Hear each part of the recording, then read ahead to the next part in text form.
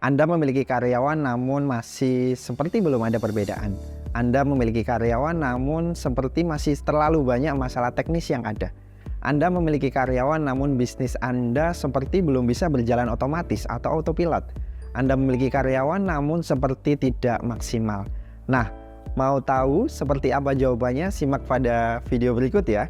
Assalamualaikum warahmatullahi wabarakatuh. Perkenalkan, nama saya Ferry Widodo, dosen S1 PJJ Manajemen Universitas Siber Muhammadiyah. Kali ini kita akan membahas konsep MSDM di dalam organisasi, yang ini akan menjadi dasar kita dalam mengelola SDM di organisasi. Baik teman-teman semuanya, manajemen kalau kita ketahui itu seperti pengelolaan. Nah, apa yang kita kelola? Apakah itu organisasi gitu ya, ataupun non-organisasi? Kalaupun organisasi, apakah itu profit ataupun organisasi non-profit? Apakah itu organisasi bisnis ataupun non-bisnis? Apakah itu organisasi informal ataupun organisasi formal? Semuanya membutuhkan proses pengelolaan ataupun manajemen. Nah, bidang apa yang kemudian kita kelola? Ada keuangan, ada pemasaran, ada marketing, begitu ya, atau pemasaran, kemudian ada operasional. Yang terakhir juga itu yang kemudian perlu kita ketahui adalah bagaimana kita bisa mengelola SDM. Nah, terutama pada berikut ini. Nah, teman-teman semuanya, kalau kita berbicara mengenai MSDM atau manajemen sumber daya manusia, apa yang dimaksud dengan MSDM? MSDM adalah bagaimana kita bisa memperoleh, bagaimana kita bisa latih, bagaimana kita bisa nilai, bagaimana kita bisa berikan kompensasi ataupun reward kepada karyawan, dan kita juga perhatikan bagaimana hubungan kerja mereka, bagaimana kesehatannya, bagaimana keselamatannya, dan bagaimana masalah keadilannya. Ini yang kemudian menjadi definisi dalam MSDM. Nah, teman-teman semuanya, kalau kita berbicara mengenai proses manajemen sumber daya manusia, ini juga tidak lepas dari fungsi manajemen. Ada 4 fungsi manajemen ya teman-teman semuanya, yang kita kenal dengan POAC atau Planning, Organizing, Actuating, dan Controlling. Persis dengan proses MSDM juga ada planningnya. Bagaimana kita bisa merencanakan kebutuhan sumber daya manusia. Bagaimana setelah kita punya rencana, kita breakdown-kan atas rencana-rencana itu yang kita maksud sebagai organizing-nya. Terus kemudian staffing-nya, direct-nya, bagaimana kita bisa mendorong termasuk controlling-nya. Ini menjadi proses besar tugas manajemen sumber daya manusia. Lalu kalau kita breakdown-kan lagi teman-teman semuanya, apa-apa yang kemudian menjadi proses manajemen sumber daya manusia. Yang pertama yang kemudian harus kita perhatikan adalah proses akuisisi, atau bagaimana kita bisa mendapatkan karyawan atau mendapatkan SDM yang akan bergabung dengan kita, begitu ya. Mulai dari proses perencanaan sampai kemudian nanti di proses rekrutmen sampai ke seleksi. Setelah kita dapatkan, apa yang kemudian harus kita lakukan gitu ya. Persis ketika kita menganalogikan, kita mau membuat roti, bahannya sudah kita beli dari toko gitu ya. Lalu apa yang kemudian akan kita lakukan dari bahan-bahan itu, tepungnya, gulanya gitu ya, dan seterusnya, agar menjadi sebuah roti manis yang enak. Nah, persis treatmentnya ini juga harus kita upayakan. Kalau kita mengupayakan pingin punya karyawan nih yang punya perform yang bagus, punya kinerja yang bagus, kita harus lakukan proses training ya. Ini persis dengan proses orientasi. Kemudian setelah itu ada proses penilaian ataupun appraisal. Kemudian kita berikan kompensasi. Kita perhatikan labor relation-nya, hubungannya gitu ya. Atasan, bawahan, rekan kerja, teman sejawat gitu ya, dan seterusnya. Ini harus kita perhatikan. Termasuk health and safety, bagaimana kesehatan dan keamanannya. Ini yang kemudian juga menjadi faktor yang penting yang kemudian juga harus kita perhatikan, sama dengan fairness atau keadilan gitu ya di dalam sebuah organisasi. Nah, lalu apa yang kemudian menjadi pekerjaan manajer sumber daya manusia? Teman-teman semuanya, sederhananya kita bisa lakukan sebuah analisis terhadap pekerjaan, kemudian kita bisa rencanakan kebutuhan tenaga kerja, dan kita bisa rekrut atas kebutuhan itu. Kemudian kita pilih kandidat pekerjaan yang kemudian sesuai, kemudian kita bisa mengorientasikan dan melatih karyawan yang baru. Kemudian kita juga bisa olah gaji dan upah, kemudian kita bisa berikan insentif ataupun manfaat-manfaat yang lainnya, ataupun bonus-bonus yang lainnya. Kita bisa nilai kinerjanya, kita bisa lakukan sebuah hubungan komunikasi yang bagus. Kita bisa lakukan pengembangan dan pelatihan bagi manajer-manajer yang ada, termasuk membangun komitmen karyawan, karena itu penting ya teman-teman ya.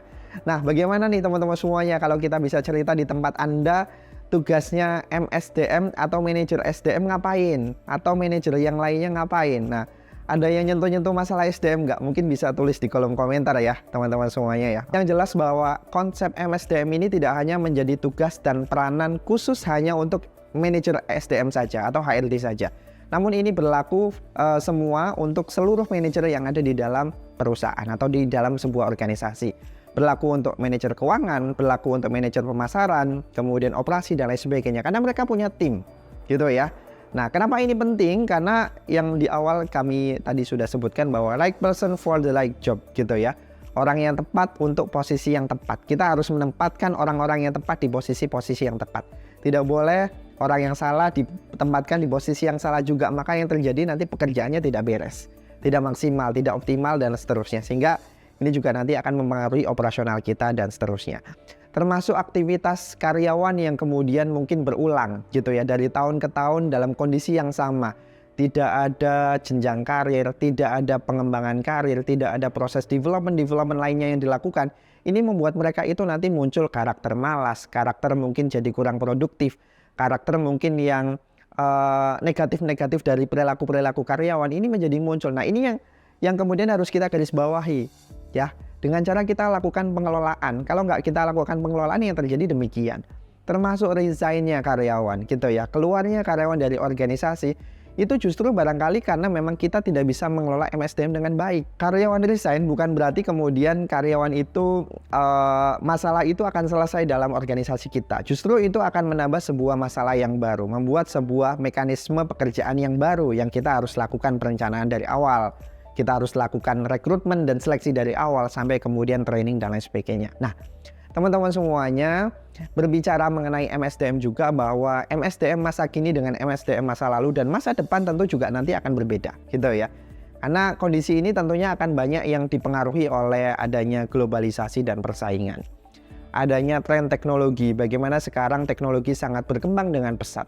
Kebutuhan-kebutuhan tentang tenaga kerja juga sangat berkembang dengan pesat gitu ya, termasuk kompetensinya berbeda ya dengan dulu dengan sekarang. Sekarang teman-teman semuanya kalau mau kerja dan bisa survive harus tahu IT. Kalau kita nggak kenal IT, wah, susah dan menjadi masalah dan menjadi permasalahan baru bagi sebuah organisasi gitu ya.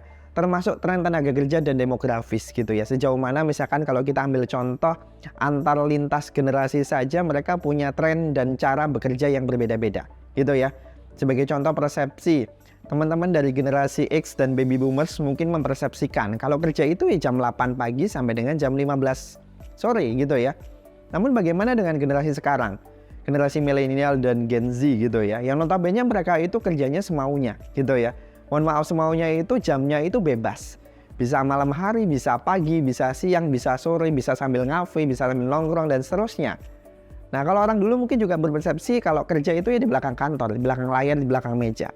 Sekarang beda kondisinya. Nah, ini ada perbedaan tren tenaga kerja dan tren demografis yang luar biasa juga. Dan tentunya perusahaan harus bisa menyesuaikan itu, termasuk tantangan dan tren ekonomi, termasuk tren dalam sifat pekerjaan. Dulu kita nggak ada WFH ya, work from home, itu nggak ada.